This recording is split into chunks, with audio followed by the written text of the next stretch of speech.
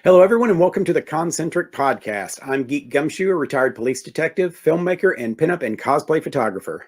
And I'm Memphis, a singer, award-winning pinup model, and an award-winning cosplayer. Concentric is our take on all things related to fandom conventions and the lifestyles they inspire.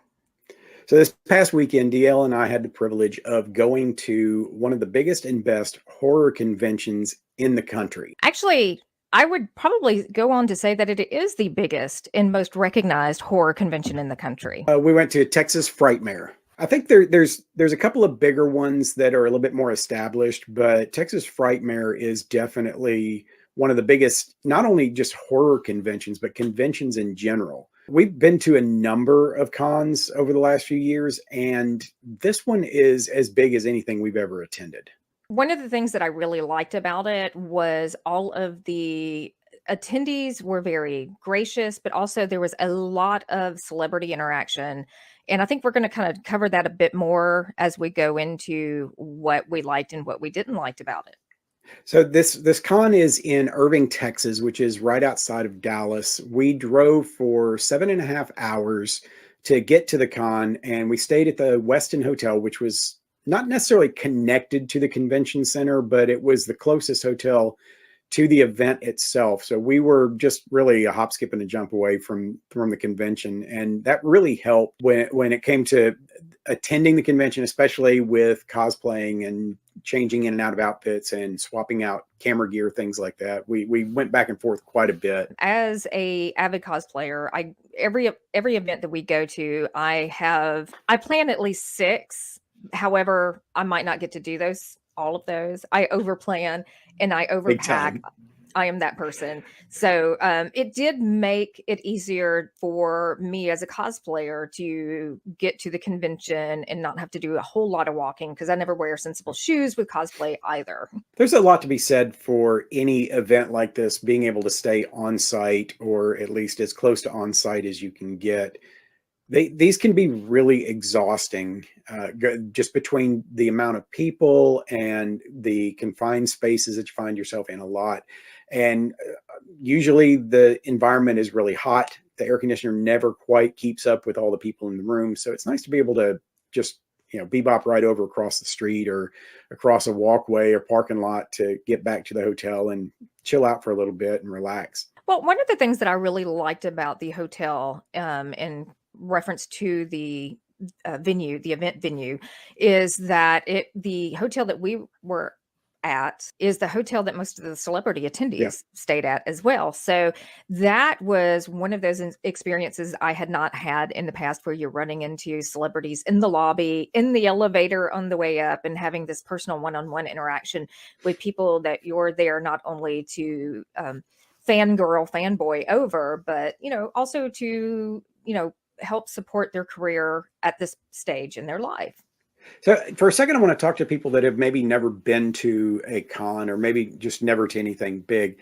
Whenever you have celebrity guests at these events, they are being paid to be there, and every interaction has to be paid for. If you're wanting a picture with them, if you're wanting an autograph with them, you have to pay for it. And in some cases, you have to pay just to walk up and say hi to them.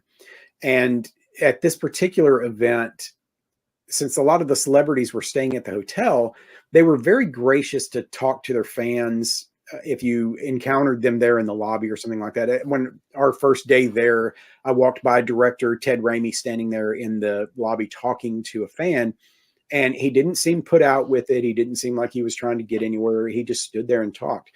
And at one point, DL had a fangirl moment. I'll let her tell you about what. So I had the opportunity not only to have a photo op with Barbara Steele, which, if you're not familiar with Barbara Steele, she is a British actress who is probably she's, I think, known as being one of the original Scream Queens, but she was made famous by Black Sunday, Pit and the Pendulum, just a ton of stuff. Those are my 2 favorites, so that's what comes to mind. But I managed to run into her in the elevator with her handler, and of course, I asked, would you mind if I rode up with you? And the entire time I'm like, oh my God. I was having a complete fangirl meltdown. Yes. So she was. It was, She was very But Miss gracious. Hill was very gracious. She didn't seem put off or at all by someone coming up and asking to ride in the elevator with her or anything. And they didn't get snooty and go, no, you can't get on. You got to wait for the next one. But it was like that the whole weekend. We had friends that would go to the hotel gym and run into people like Tom Savini and work out with Tom Savini. And it's just kind of a cool environment to be in, where you're staying right there with these celebrities and you're finding out that they're just people too, just like everybody else. And DL got to meet Tom Savini, which was another one of her fangirl moments. She loves her some Sex Machine. I do. I do. I'm like, that's my signature. There's my photo with him. I'm like, I'm so excited. And he was one of the main reasons that I wanted to go to this event, because he usually attends this one every year. And he is somebody that I have definitely wanted to meet for a long time. Yeah, this when we first started watching the social media for this event, we were noticing all of the guests that kept getting added to the list. And it was such an impressive list of guests. But the one that really jumped out was when they said that they were bringing John Carpenter in for photo opportunities and autographs and such. So just out of nowhere, this amazing director who's been such an influence on the horror industry in general gets brought in as a meet and greet guest. And it was just an incredible opportunity that most people just don't ever get. And when we saw that, we decided, look, we've got to go to this event. This is something we don't want to miss out on. If they're bringing in people of this caliber, this has really got to be a good event.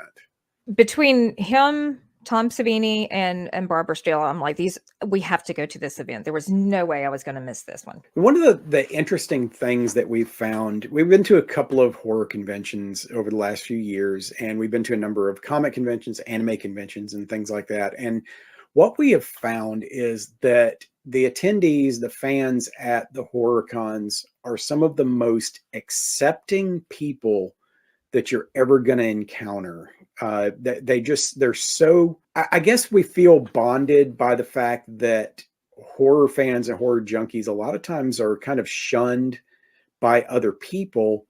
And a lot of people look at them and go, why do you like that stuff? What's wrong with you? You're so weird.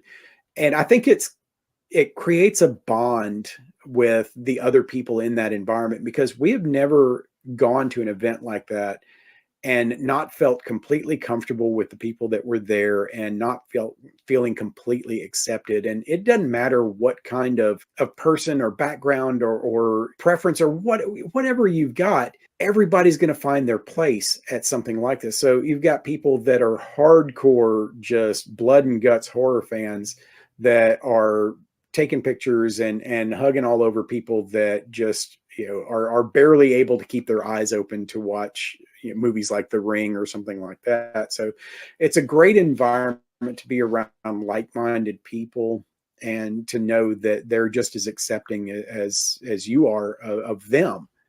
Whereas at other conventions, we don't always get that. A lot of people do hear that I am doing horror cons, and they're always like, "Ooh, is that like going to a biker club or something?" I'm like, no, no, no. Here are these guys who are, kind of rough and tumble, little, raw around the edges. But I'll be honest with you, I have had some of the best experiences at horror cons, whereas when I'm going to a comic convention, in anime conventions, specifically with comic conventions, you do have a lot of people who want pictures with cosplayers that have a tendency to be a bit handsy.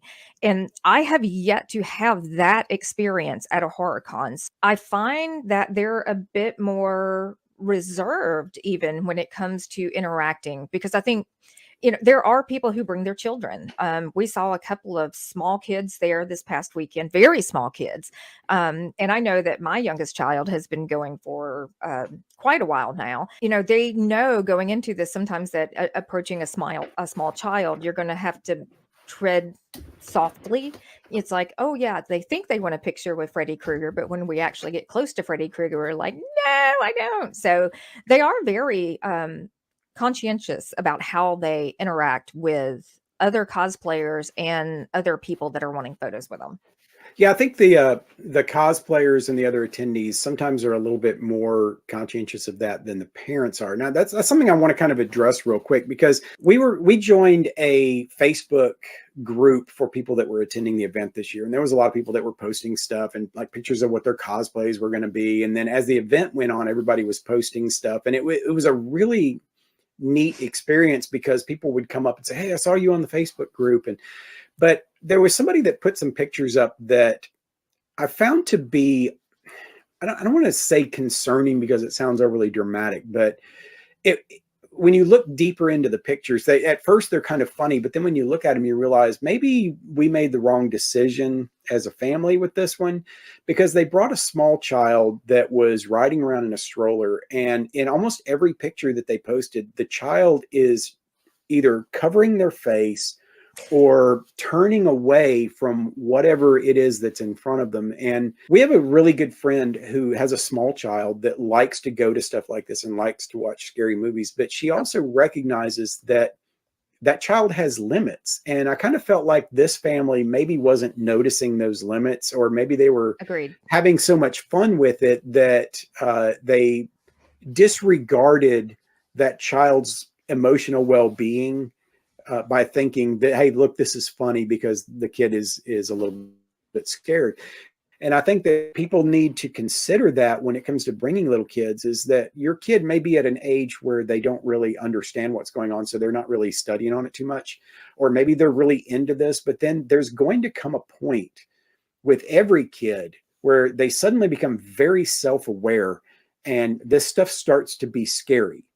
And for the next Yes. few years, they're going to be scared by this. And we went through that with our own daughter, who grew up loving scary movie or scary TV shows like A Haunting and stuff. And then she went through a brief phase where it scared her. And now she's hardcore into horror movies. And she went to the event with us and loved Yes. every minute of it. But you really do have to be mindful of your kids and what stage of life they're in, because, I mean, you don't want to necessarily create even more trauma. And by immersing a small child who is suddenly very self-aware and concerned about things like this into an environment where every other face is something gruesome, it's probably not the best idea. And maybe think about that a little bit. Yeah, I get it. You want to go to the convention, but either find someplace else for your kid, or maybe skip this year and maybe go when your kid gets to the point where they're a little bit more in tune to what's going on. Well, and I look at that from, let's say, like the haunted attractions, and in addition to horror cons, we do a lot of events that put us in the middle of a haunted attraction.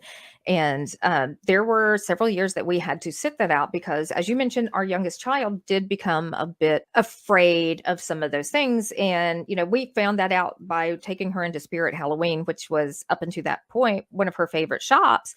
Yeah. And she loved going during the Halloween season. And then she got where she wouldn't want to walk through the Until door. she didn't. Yeah, yeah, until she didn't, and it was very short-lived, but, I do believe stepping away from that for a few minutes, for a year or 2, because 'cause they're gonna come back around to it, because 'cause they're gonna eventually realize that I really liked it when I was younger, and then keep introducing them to, cartoons and programming that is a bit spooky, but for children, so it's not so traumatizing. Yeah. When she did that, we continued to watch creepy things, but it was more along the lines of, "Let's watch Scooby-Doo and let's watch, um, Goosebumps. Goosebumps and, The Adventures of Grim," and The Grim Adventures of Billy and Mandy. there you go. I couldn't remember that one, It but, was the Grim something. it was Grim something. And it was interesting because we were at the con this weekend, and there was an artist there that I absolutely fell in love with. And my apologies, I did not get her business card. But when we walked by her booth on Friday night, there was a giant drawing of Grim and Malaria from Grim Adventures of Billy and Mandy. And she immediately pointed that out and was just in awe. So those, even during that time where we stepped away from doing more of the scary stuff, to let her get a bit more acclimated with less frightening, and then just kind of start to build from there. She still saw that at the convention and was excited by it. So now that you've kind of mentioned the vendors, let's kind of talk about that a little bit, because Yeah. one of the things that you find at a lot of conventions is that sometimes the vendors are a little bit lacking, especially if you have small local cons that involve the same people over and over again. The vendor section can be a little bit just lackluster, or it can be something where every vendor is trying to send their kid through college with this one event, and everything is so overpriced. Yes. And one thing that I've found about this event, yes, there were some higher end vendors, but they weren't pricing things just to be pricing them high. They priced them because it was worth it. But there were also a lot of vendors that had surprisingly reasonable prices on their products. And it made it a lot easier to enjoy going in and shopping and trying to find the things that you want, knowing that you could actually afford it and there weren't a bunch of scalpers in that room. For one example was we were looking at one of the large scale gargoyles action figures. Oh, yes. And we've looked at them before and they've been $50 to $65 at most events. And at this particular event, they were $38, which is almost retail Mhm. for that particular product. And we were finding that with a lot of the action figures and a lot of the art. So often you go to something like this and everybody prices things or they want to be able to pay for their booth with a single sale from the weekend. And it just makes it hard to enjoy. And the vendor booths are one of our favorite things to explore. Oh, definitely. And one of the things that I was noticing, because there was a etched glass and crystal vendor that had these gorgeous like decanter sets that would have like full sets with shot glasses and different types of glasses, and then this beautifully etched piece as the decanter. And you could buy pint glasses, you could buy shot glasses individually at a reasonable price. I also noticed while we were there, there was one item in particular that caught my attention, of course, which happened to be his limited run crystal set. And I'm like, oh, how much is that one? And it was a bit pricey. And I It was was not $350 for a decanter that was etched on all sides. The cork top crystal was etched on all sides, and it came with a set of glasses that were all etched too. And these things were not laser etched; they were these were, all hand etched. and honestly, it was worth the price. The product that he had was worth the price. It's just that, we were towards the end of the weekend when we found it, and we were not prepared to spend $350 on this one item because, we were there for Yeah, not just to if I'd had the purchase. money available, I would have bought that. Oh, hands down. Yes. I would have definitely said, take that home. Yeah, I probably should have brought it in here, but I did end up buying a decanter from him that was etched with Frankenstein and the Bride of Frankenstein, and it said hate the living, love the dead." It was a really neat piece, and I should have put it in here for this, but I did not, sadly. But that was just one of the vendors that was there, and there were phenomenal artists. There were a number of filmmakers that were there promoting their independent horror films, and some of them were really neat looking productions. And there was a whole lot of action figure booths. And the one thing that I thought was really cool with that is generally when we go to a con, the vendors will put whatever they've got in a booth. It doesn't matter if it matches the theme of the event or not. And this one, there was a couple of things scattered here and there, but the products were almost exclusively horror related. These people got it. They understood what people were there to do and there to buy, and they stayed in their lane with that. And I thought that was very, very well done. So you were talking about the vendors and some of the items that they had, and it was interesting because you obviously have different things that you're looking for. I have very certain things that I'm looking for, and then our youngest child was with us this time. And when I say youngest child, please keep in mind she is practically an adult, so we're not at all concerned about her seeing creepy crawlies and gruesomes because she is an avid horror fan and probably watches things a bit more frightening than I do sometimes. But while we were there, we all three were looking for totally different items, and we found what we were looking for. Of course, I found, there were things that I could not bring home with me just because I had kind of exceeded my budget at that point, but there were definitely items. They were reasonably priced, very unique items. A lot of,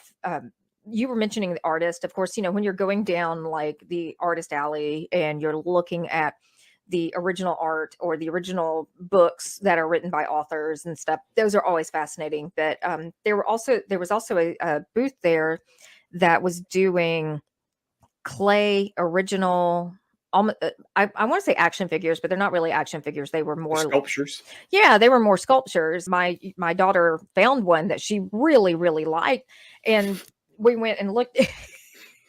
It's from the Terrifier movie. It's Dawn upside down, getting Yeah, she sawed in picked the half. most inappropriate thing that she could buy and bought it. That's okay. That we're used to that. It was actually, considering that it was a hand-built piece, it was reasonably priced. I was not shocked at all at the price of it when she went to pay for it. And this was something that she was spending her money on, and she's got a job, but it's not like a high-end, she's basically babysitting.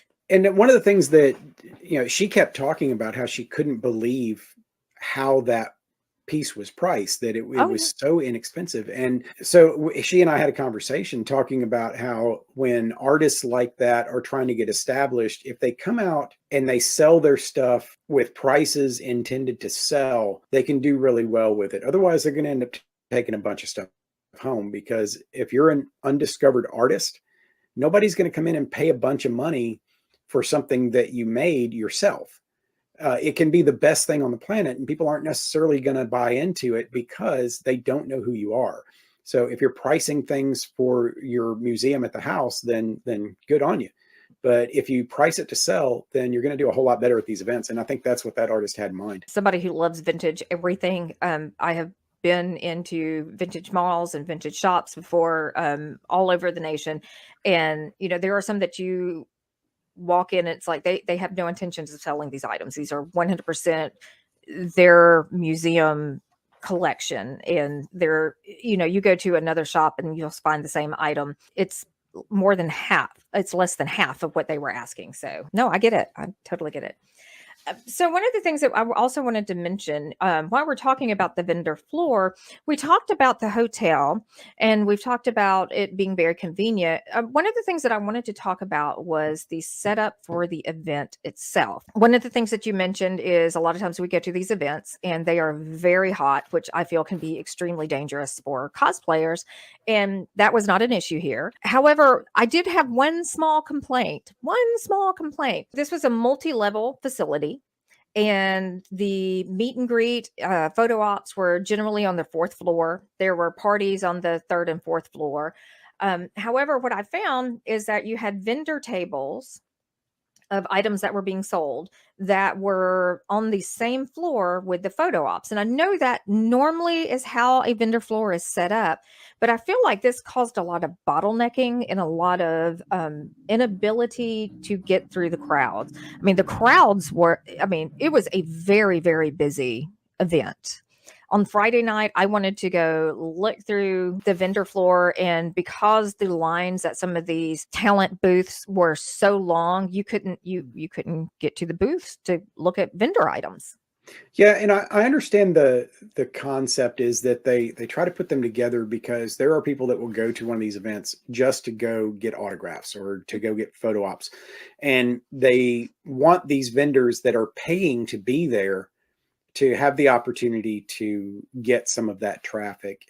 But on the other side of it, you also have people that go there just for the vendor floor, and don't really care about getting autographs and such. So, I mean, yeah, is there a balance where you can do one and not the other? Or I've seen events where they've separated the talent from the vendor floor before, and I think they do okay. That we had to step around a whole lot of people that were waiting in line just so we could get close to some of the tables to look at the things that were on it. So yeah, that was an organizational thing. But overall, I was pretty impressed with the efficiency of the event. The first day we got there, there was a mile-long line, and they opened up that line and it moved. I mean, they were like a Chick-fil-A drive-through with getting people in that building. We were in line out, and DL had a photo op with Barbara Steele 40 minutes after the doors opened. And when we got in line, I said, there's no way we're going to make it. Oh Because no. every other con we've ever been in, the lines are so slow. And they don't separate out the people that have a pass from the people that don't have a pass, and they make everybody wait on everybody else. This event, if you had your pass, you flowed through there. If you didn't, then you moved over to go buy your pass from somewhere else. And it just worked. It was very efficient going in.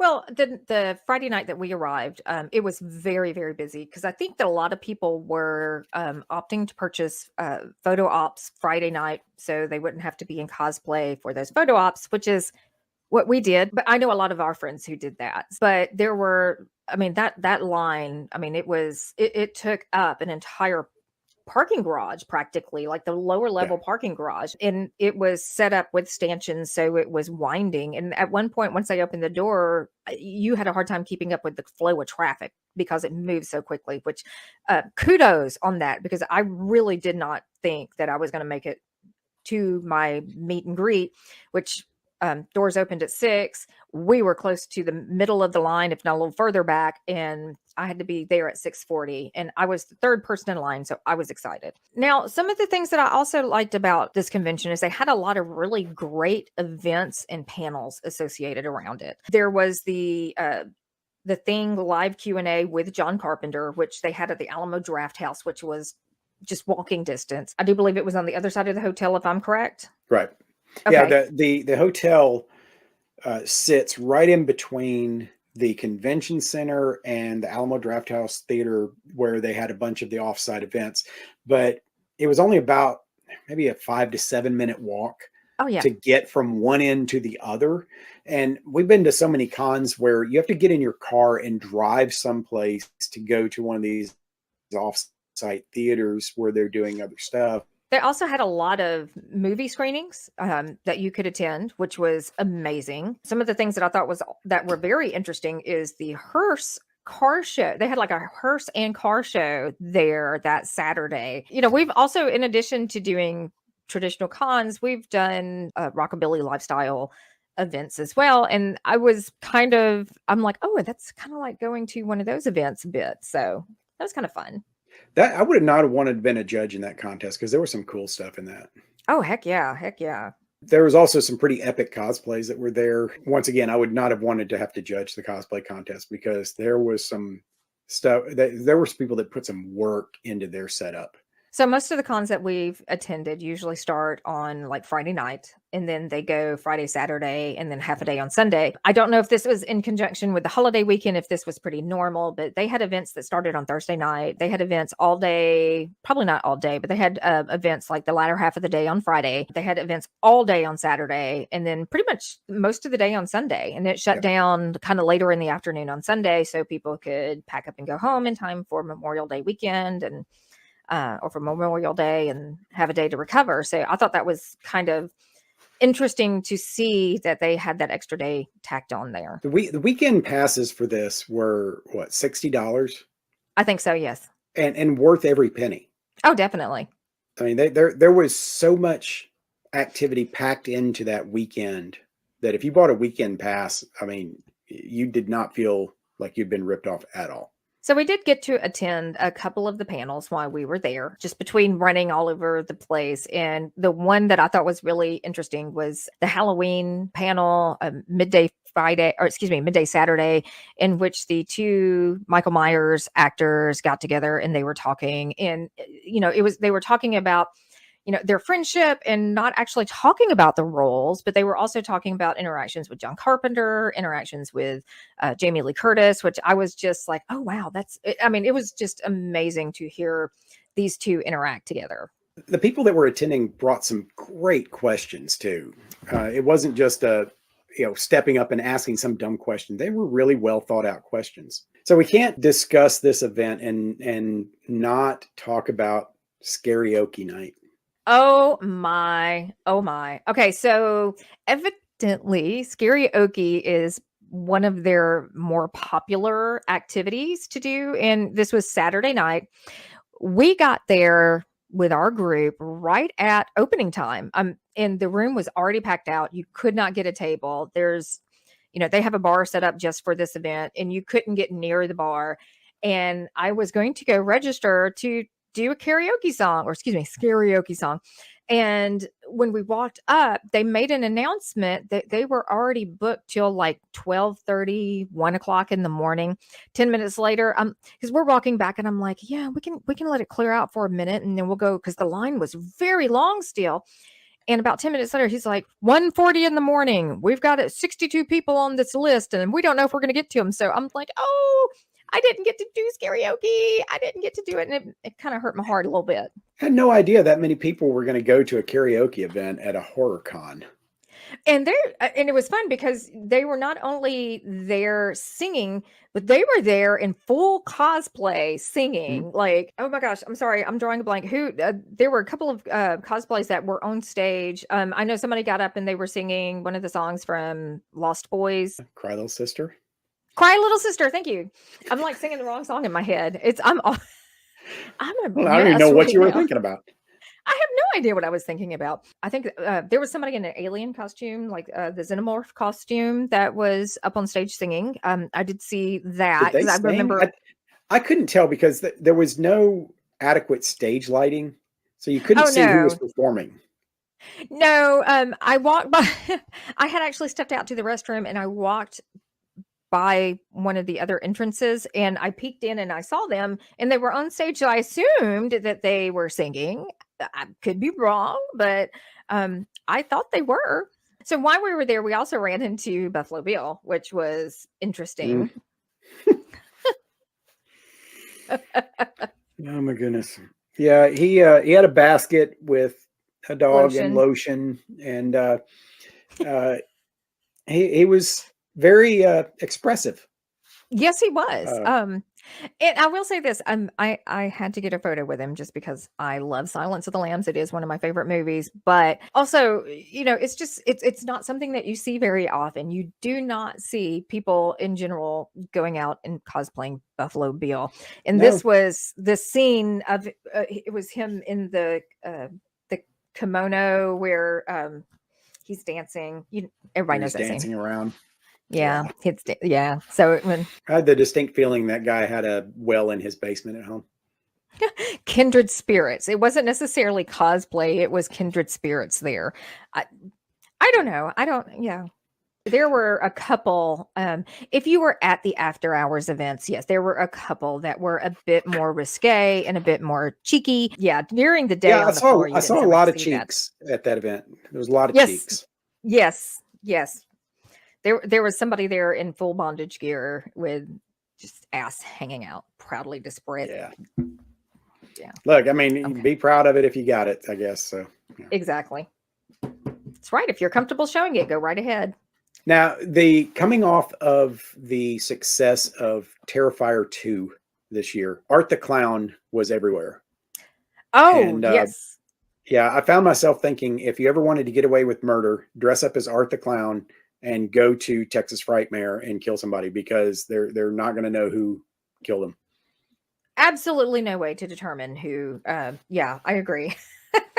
They were everywhere. You would walk a few minutes and you would hear like a horn honk and stuff like that. It was so much.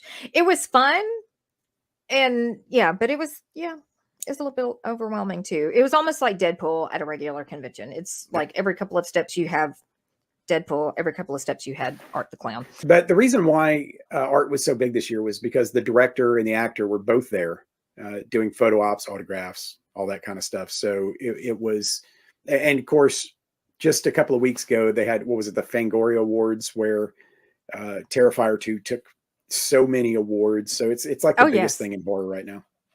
And Fangoria was there as well, so they Yeah. had a booth set up. And but yes, the photo op with the director and the actor is that David. David Howard Thornton, I think his name is. Thank you, thank you. I was drawing a blank, but the photo ops were actually of him in the costume. So Yeah. everybody who came wanting their photo op with art were either in their art costume or they were in. I saw a couple that were in like the terror costume, and so that was kind of fun to watch and fun to see. And I was glad that they were more art than Deadpool because they were at least contained. I have a thing about Well, Deadpool cosplayers. It's like you love them and you hate them all in the same breath.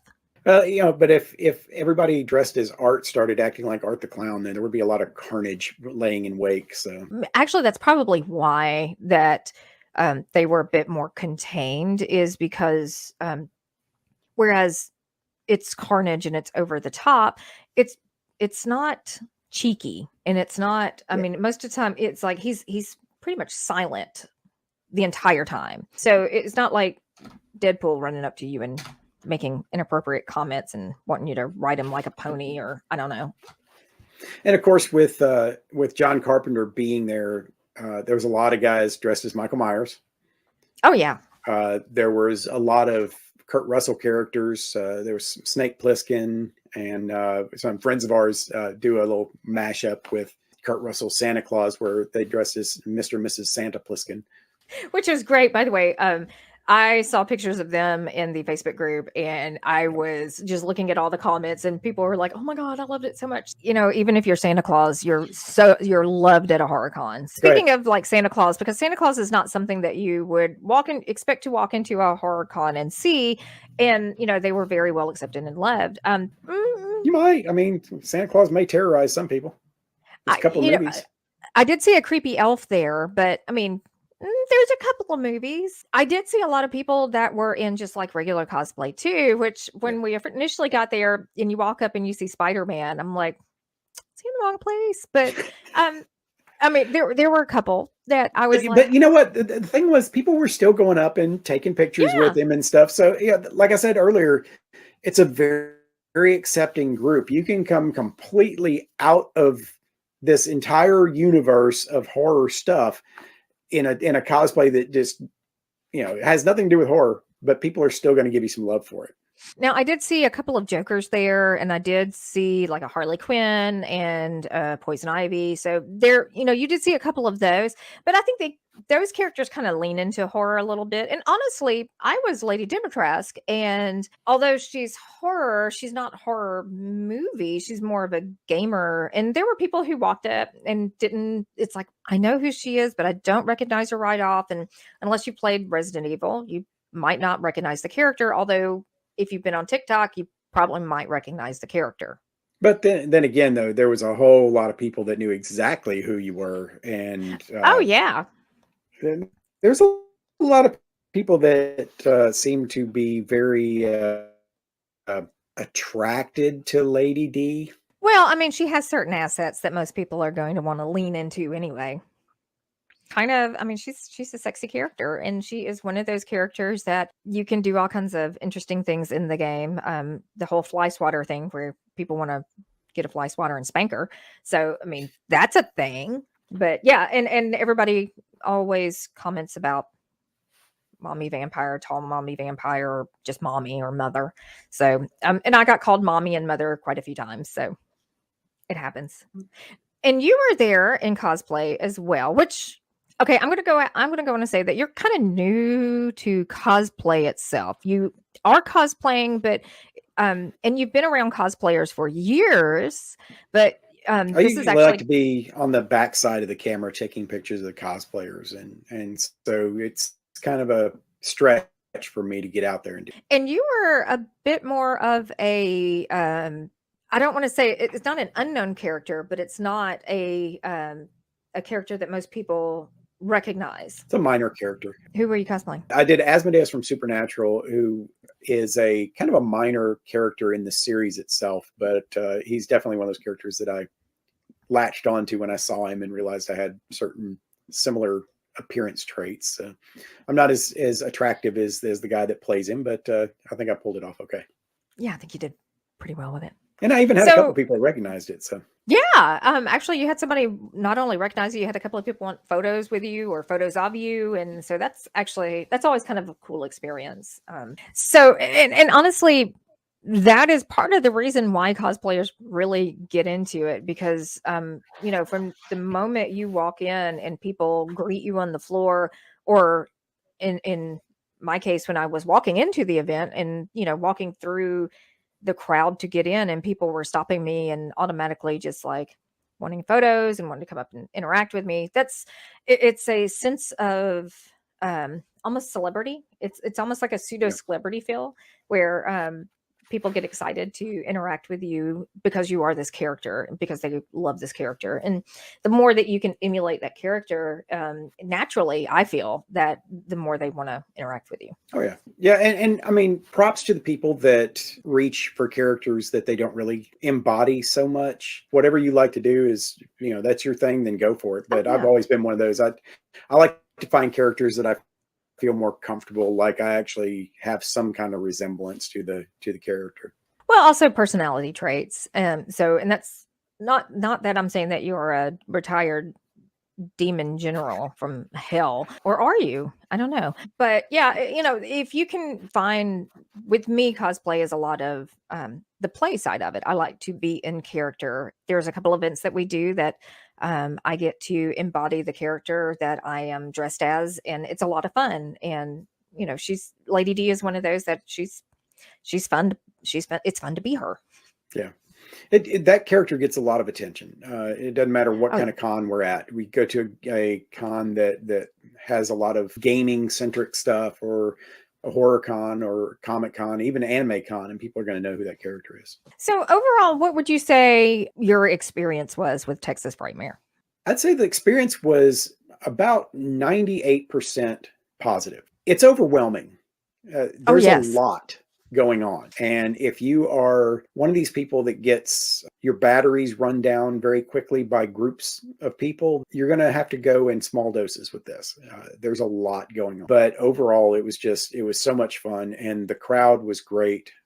We were there with a group of friends that we'd love to be out with. That made it 100 times better, having a group of people that we could kind of go hang out with, go to dinner with and stuff. But the event itself was just so well run and so well put together and so well managed that it just made for a really good experience. We've had some really bad ones, but Oh, this yeah. was a very positive experience. I agree with you. I think this was overall was a great experience. I also agree, because I am that person who gets a bit overwhelmed and occasionally need to kind of step back and recharge. And Friday night, just going from the Seven and a photo half op to hours the on the road. floor. Well, yeah, I mean, 7.5 hours on the road, but you're going into your photo op, which there were not tons of people, because I mean everything was in line. It was all managed very well. But once you walked out of that and you got onto the con floor and the vendor floor, where other guests were, booths were, I mean, it was hard to maneuver through it, and I got very overwhelmed very quickly. I think we made it through the con floor, but I actually walked back upstairs to find you and Aria before I went back down and went through, just because I was getting a little overwhelmed. You commented that were there with a group of friends, but we didn't see our friends a whole lot. There was actually two that we saw maybe once or twice. And I think that's because of the sheer number of activities and photo ops and things there were to do. Now we're talking Friday, Saturday, and Sunday. We were there, and I mean, we were hooking up at dinner and seeing all of our friends and kind of recapping the day, just because there was so much going on. You're running so many different directions. Yeah. But yeah, I also found myself Saturday morning kind of wanting to go in a little bit later, just because I knew what the crowd was like Friday night. And I found myself going, let me have a moment to mentally prepare. But if you're into collecting autographs or collecting photo ops, this is the event. If you're a horror fan and that's your thing, you got to get to Texas Frightmare, because you can spend the entire weekend doing nothing but photo ops and autographs and Oh, still yeah. probably not get everything done.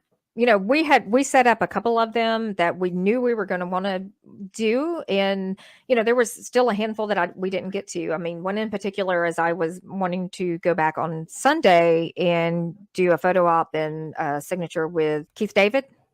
Right. And, he Yeah, was he ended up sick in and the had to thing. cancel Yeah. last day.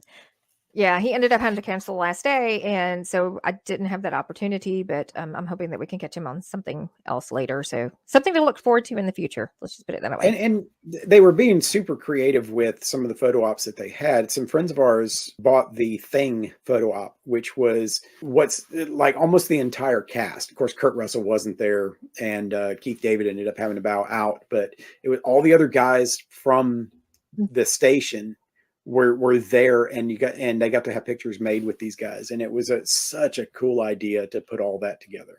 It absolutely was an amazing event, and I cannot wait to go back in 2024. So I'm very excited. 24. I don't know what year. Yeah, it it's is. going to be hard to go to other events after this and really feel like we're getting our money's worth. Like I said, the ticket price compared to what you got for this event was so far beyond things that we've experienced in the past. A lot of cons could learn some lessons in management, pricing, floor plans, everything from the guys that run this. I don't know if these guys like ran a Chick-fil-A in the past or what, but yeah, everything just really seemed to work with a couple of minor glitches here and there. But for the most part, it was extremely well managed, and it made it a lot more pleasant. So out of everything that we did this weekend, and this is after hours stuff, photo ops, and let's just even throw in the vendor experience, like items purchased. What was your favorite experience or item or both?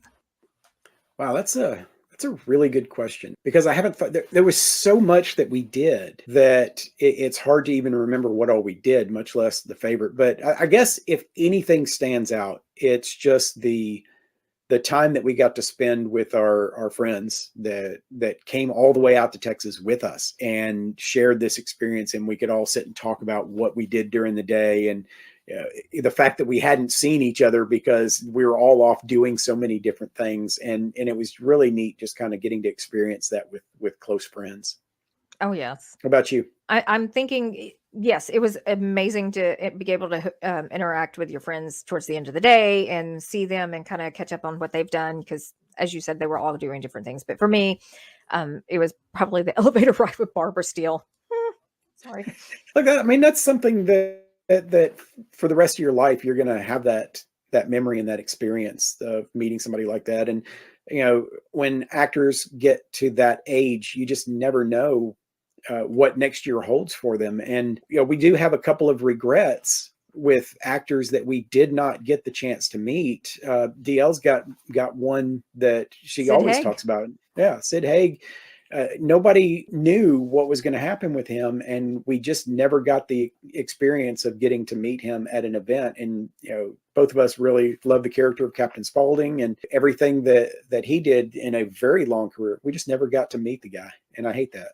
Well, and honestly, we had looked at there's another horror convention that is in Nashville that's kind of been going pretty strong for several years, and he was at it, I do believe, the year before he passed, and I had hoped that I would be able to get there and meet him the following or the year after they reopened with COVID and everything, but and we just never, and it just never happened because sadly he passed, and we never had that opportunity, and that is one of the biggest regrets.